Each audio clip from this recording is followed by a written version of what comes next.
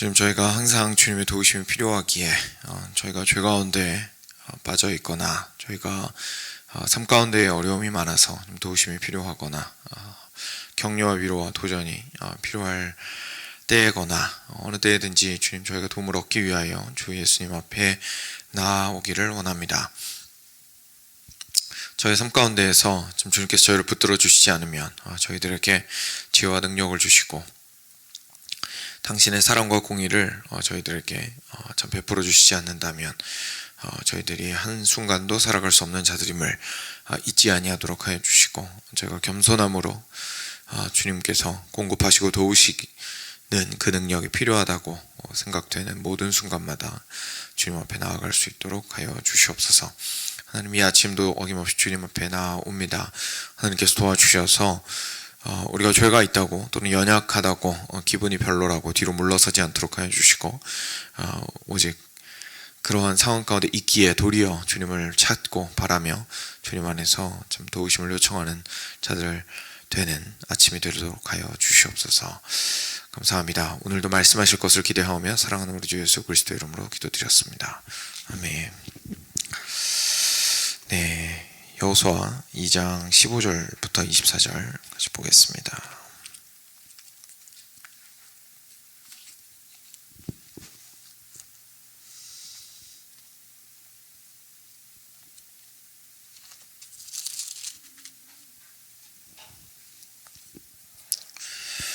네, 같이 교독하겠습니다. 제가 15절 먼저 읽겠습니다.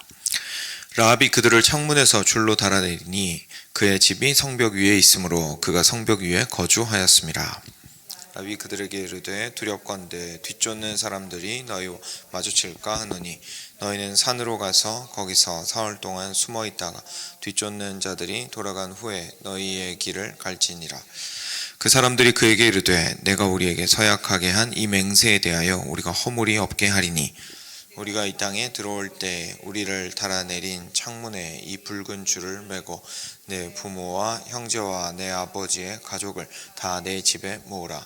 누구든지 내 집 문을 나가서 거리로 가면 그의 피가 그의 머리로 돌아갈 것이요 우리는 허물이 없으리라. 그러나 누구든지 너와 함께 집에 있는 자에게 손을 대면 그의 피는 우리의 머리로 돌아오려니와 내가 우리의 이 일을 누설하면 내가 우리에게 서약하게 한 맹세에 대하여 우리에게 허물이 없으리라 하니 라합이 이르되 너희의 말대로 할 것이라 하고 그들을 보내어 가게 하고 붉은 줄을 창문에 매니라.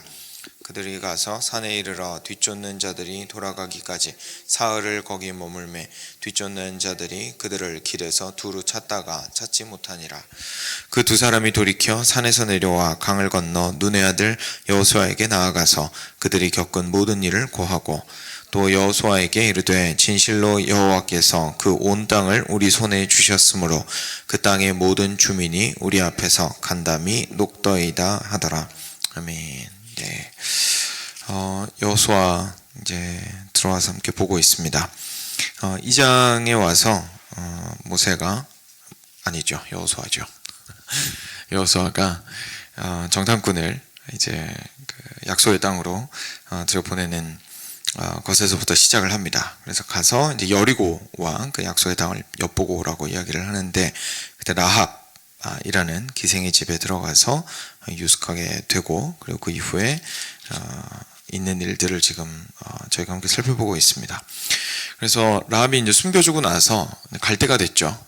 정탐꾼들이 갈 때가 되었는데 그때에 15절 말씀대로 라합이 창문에서 이렇게 성벽에 있었기 때문에 그 줄을 바깥을 향해서 던진 다음에 그거 통해서 밑으로 내려가라고 이제 얘기를 해준 겁니다. 그래서 줄을 달아내려서 그 사람들이 이제 그걸 타고 내려가게 되었는데 이제 마지막으로 서로 대화를 나누는 거죠. 마지막으로 서로 대화를 나누면서 라합이 이렇게 말합니다. 두렵건대 뒤쫓는 사람들이 마주칠까 하오니 산으로 가서 사흘 동안 숨어 있다가 돌아간 다음에 뒤쫓는 자들이 돌아간 다음에 다시 돌아가시기를 바랍니다. 그러니까 마지막까지 배려하는 것을 볼 수가 있습니다. 그러니까 위험에서부터 철저하게 보호해주고자 하는 거죠.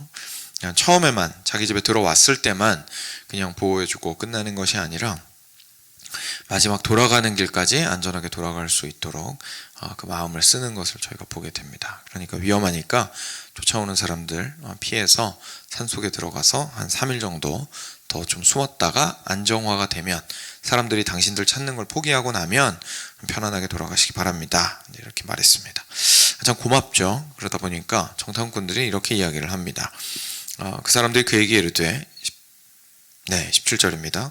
내가 우리에게 서약하게 한 이 맹세에 대하여 우리가 허물이 없게 하리니, 그러니까 라합이 너희들이 이제 와서 우리 성을 이렇게 함락할 것에 대해서 나는 그렇게 믿고 있는데 반드시 나와 우리 가족을 구원 꼭 해주셔야 된다라고 이제 얘기를 했었던 것에 대한 답변이죠.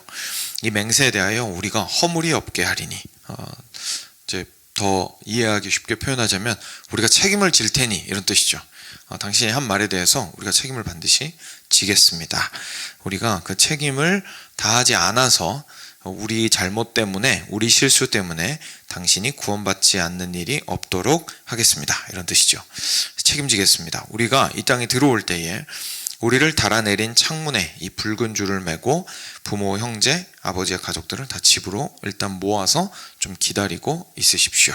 그래서 먼저 이제 어떻게 해야 되는지 알려주는 거죠. 바깥에 자기들을 달아내린 빨간 줄을 던지고, 그리고 구원받기 원하는 모든 가족들을 한 집에 모아서 있으라는 얘기입니다. 19절에 근데 누구든지 집 문을 나가서, 이 집 안에 있지 않고 문을 나가서 거리로 갔으면 그의 피가 그의 머리로 돌아갈 것이요 우리는 허물이 없으리라. 그러니까 집 안에 가만히 기다리고 있어야 되는데 구원을, 그렇지 않고 밖으로 나가면 이제 죽게 되더라도 그 책임은 저희에게는 없습니다 라고 얘기를 하는 거죠. 그렇지만 누구든지 너와 함께 집에 있는 자에게 손을 대면 그의 피는 우리의 머리로 돌아오려니와. 그러니까 무슨 말입니까?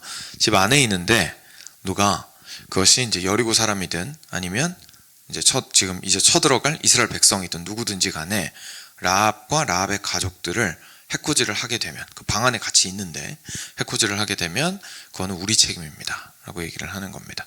다시 말해서 필사적으로 당신들을 구해내겠습니다 라고 얘기를 한 거죠. 이스라엘 사람들도 당신을 건드리지 않을 거고, 여리고 사람들이 역으로 당신을 괴롭히는 일이 혹시나 발생을 한다 할지라도 절대로 여러분들이 상하게 하지 않겠습니다. 이 집 안에만 있으면 우린 반드시 여러분들 지켜주겠습니다. 그것이 우리의 책임입니다 라고 이야기를 하는 겁니다. 그래서 20절에 내가 우리의 이 일을 누설하면, 마지막으로 한마디 더 합니다. 그런데 이 일을 누설하면, 다시 말해서 이것이 between you and me, 당신과 나 사이에서의 맺은 언약인데 이 일을 밖에 나가서 막 떠들고 다니면 내가 우리에게 서약하게 한 맹세에 대하여 우리에게 허물이 없으리라. 그러니까 우리가 여러분들을 구해주지 않더라도 우리한테는 책임이 없을 것입니다. 그러니까 나가서 얘기하지 마십시오 라고 얘기를 한 거죠. 그래서 라합이 너희 말대로 할 것이라 라고 하고 그들을 보내어 가게 하였습니다. 그리고 붉은 줄을 창문에 매달아 두었습니다. 그리고 나서 정탐꾼들은 라합이 시킨 대로 합니다.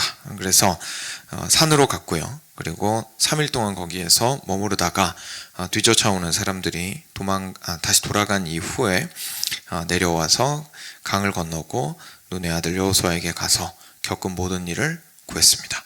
그러니까 거기에는 당연히 여리고의 상황뿐만 아니라 라합 가족에 대한 이야기가 포함이 되어 있었겠죠. 그래서 그 모든 이야기들을 여호수아에게 하니까 24절에 진실로 여호와께서 그 온 땅을 우리 손에 주셨으므로 그 땅의 모든 주민이 우리 앞에서 간담이 녹더이다 라고 이야기를 하면서 여호수아가 그 마음을 단단하게 하고 이제 하나님의 싸움을 싸울 수 있는 준비와 확신을 얻게 되는 것으로 이제 2장이 마무리되게 됩니다. 여기까지가 이제 오늘 말씀입니다.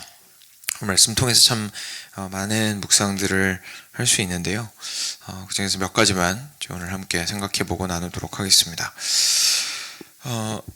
여러분, 먼저 처음으로 생각을 해볼 수 있는 것은요, 지금 현재 이스라엘 백성들이 정탐꾼 보내고, 좀 더 정확하게 얘기하면 여호수아가 비밀리에 보낸 거죠. 여호수아가 비밀리에 정탐꾼들을 보내고, 그리고 거기에 있는 소식들을 미리 좀 알아오게 하고, 그리고 여호수아가 그 돌아온 사람들의 소식을 통하여서 이제 마음의 확신을 얻게 되고 용기와 담대함을 얻게 되고 되는 이 모든 과정들이 결국 왜 지금 이 일을 하고 있는 거지라는 생각을 저희가 조금 큰 렌즈를 끼고 해볼 필요가 있습니다. 지금 현재 이거 왜 하는 거죠? 약속의 땅에 들어가려고 하는 겁니다. 그렇죠? 약속의 땅에 들어가려고 하는 겁니다. 약속의 땅으로 들어가는 거는 왜 하는 걸까요? 하나님께서 이스라엘 백성들과 맺으신 언약을 하나님께서 이루실 것이다라는 확신으로 지금 하려고 하고 있습니다. 그런데 그 들어가는 그 길에 여리고 성과 같은 엄청난 성과 그리고 그 땅의 주민들이 버티고 서 있습니다.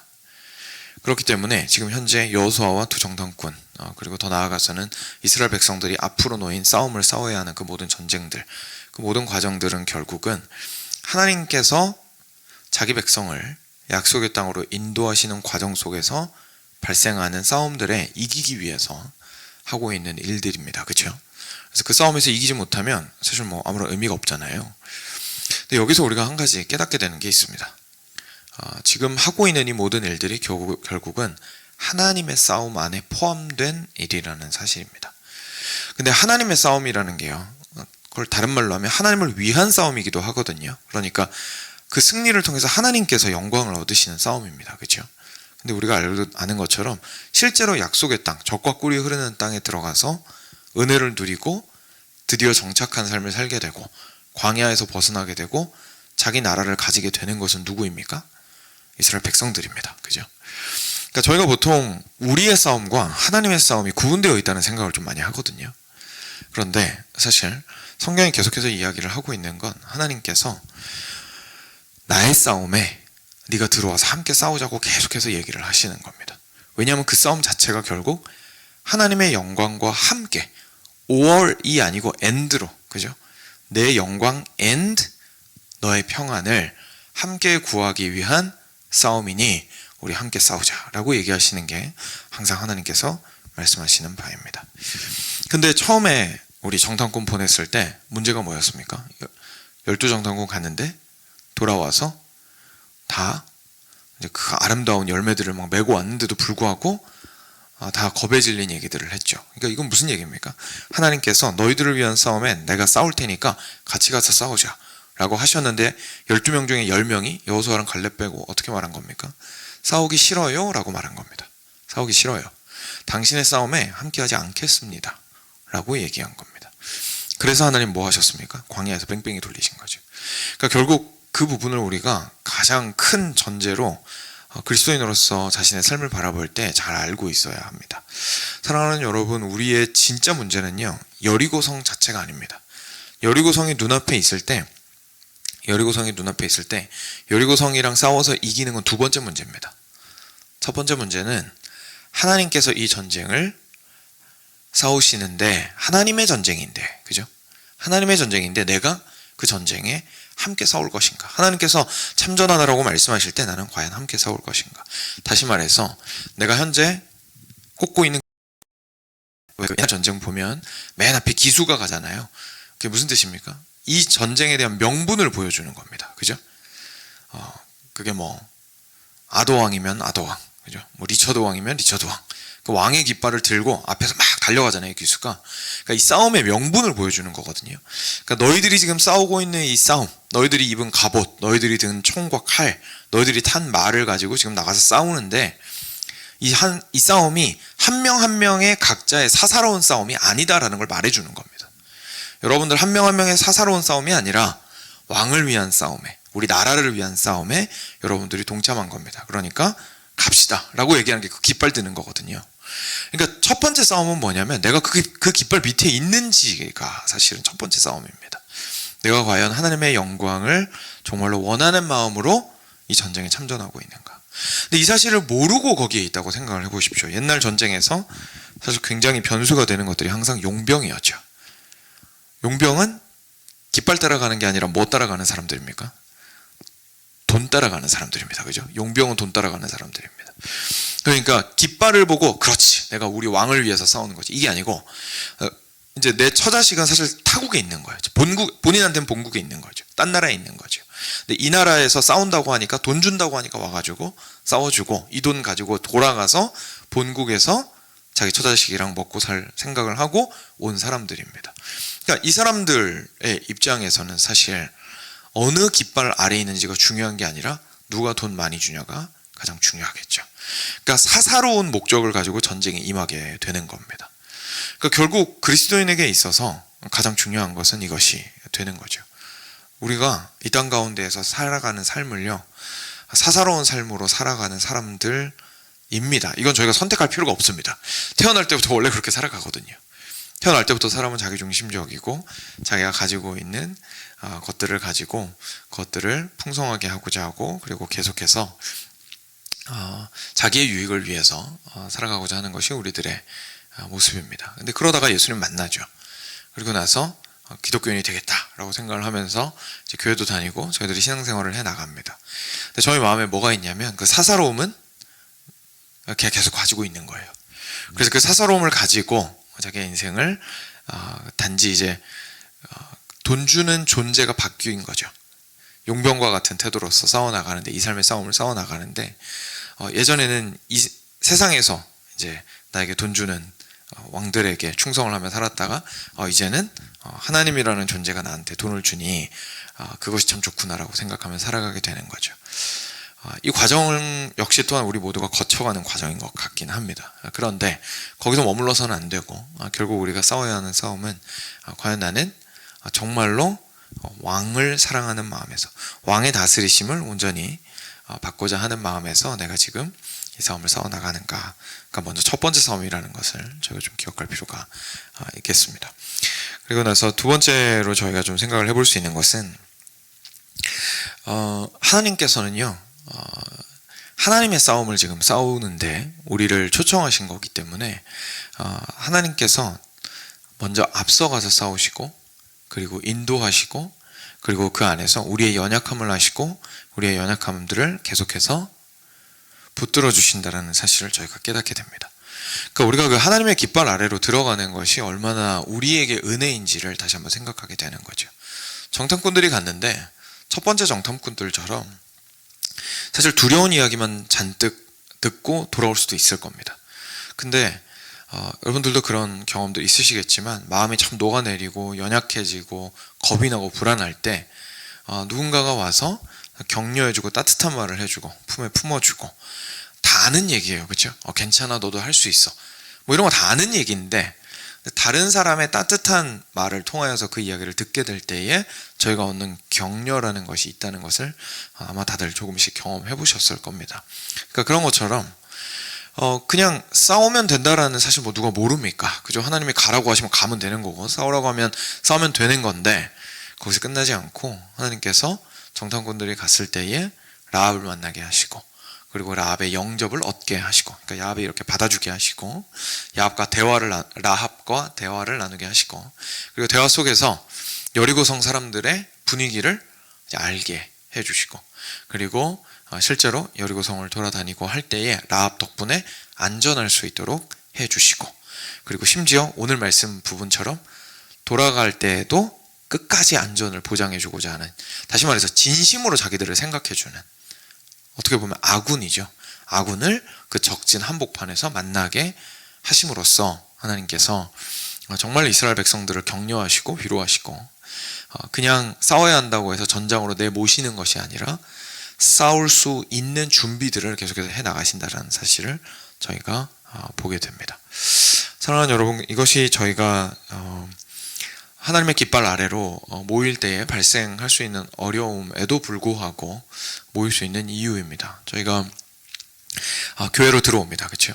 교회가 됩니다. 사실 더 정확하게 말하면 우리 한 명 한 명이 교회니까요. 그리고 그 교회로서 이 땅 가운데서 또는 여기에서 함께 모여서 살아갑니다. 하나님의 뜻을 따라서 살아가고자 하죠. 그리고 거기에서 우리가 싸워야 하는 노인 싸움들을 싸우고자 합니다.